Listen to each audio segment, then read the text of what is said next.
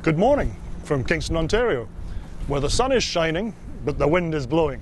It's not a good droning day. I'm here, as you can see behind me, to introduce the Martello Towers of Kingston. Martello Towers, if you didn't know, are a 19th century defensive fortification. In this case in Kingston, built of local limestone, and originating as a concept of British defensive works from their experience in southern Italy, where they encountered a particular tower, Martello, which had proved particularly problematic in their offence. Martello towers are always of a round construction. We have 4 of them in Kingston. All 4 that were originally built in 1846 were to defend, in the case of attack by North America or the United States, following something called the Oregon Crisis. And the Oregon Crisis was all about the border between the United States and then British North America. Canada wasn't confederated until 1867. The crisis basically boiled down to a simple issue. The United States, and particularly the Democrats, wanted to push the northern border up to the latitude 5440 from the existing 49th. Eventually, after a series of discussions, which went on for about 50 years, it was decided and determined, finally, that the 49th parallel, the one that had originally been determined, would continue to be the prevailing parallel. We're going to look at all 4 of Kingston's Martello towers today, only one of which, at the moment, is a working museum during the summer months. A second, on the grounds of the Royal Military College, which you can also see behind me, perhaps, is Fort Frederick Tower, and that's undergoing renovation now in 2020.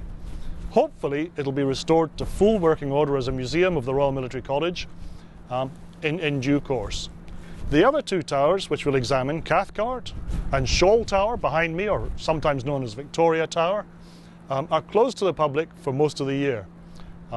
Shoal, or Victoria Tower, is open on one day a year when Kingston has an open doors day in the summer. That's it for me for the time being. Let's go look at the Martello Towers and hear something about their history and the way in which they operated. We'll be using this base map to illustrate the strategic significance of Kingston. The first tower we're going to look at is Cathcart Tower on Cedar Island. And when we do, we need to bear in mind that the towers were equipped with 24-pounder guns, having a range of 1,000 yards or 900 metres. Martello towers are typically about 12 metres tall, or 40 feet, and they have walls that can be up to 8 feet thick, 2.4 metres.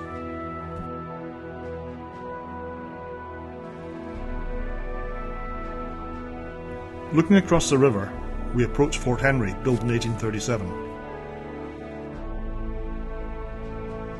The 24-pounder cannon batteries in Fort Henry complement the guns on Cedar Island and Cathcart Tower.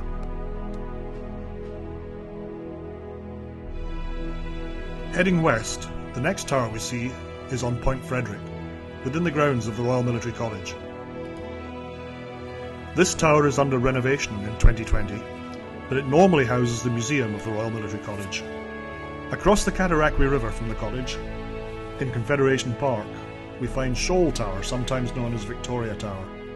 This sits in front of City Hall in Kingston, and it's the only one owned by the city. It's open to the public only on one day a year, when the city holds an open doors event. The most westerly tower is Murnie Tower, which sits right on the shores of Lake Ontario, and is owned by the Kingston Historical Society, who took it over in 1925, restore it and use it as a museum. Martello towers usually had a complement of 1 officer and up to 24 men.